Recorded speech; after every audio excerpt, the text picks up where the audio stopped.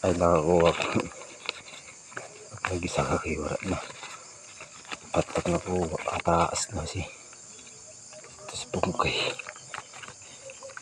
Ay mga idol, ko sinong may gustong magmamahal nito, mag-comment lang po kayo sa baba at bibigyan ko kayo nito. Ayan, libre lang to,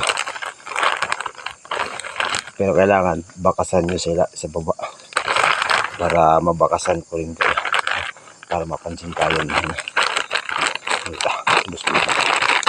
ayan, makakapagmama na tayo ng mga. So maraming salamat po sa panonood ng mga video ko. Sana patuloy pa rin po kayo na sumusuportan. Kalaban lang po tayo mga idol, po tayo magpatalo. So po, hanggang dito lang po, tara, let's go.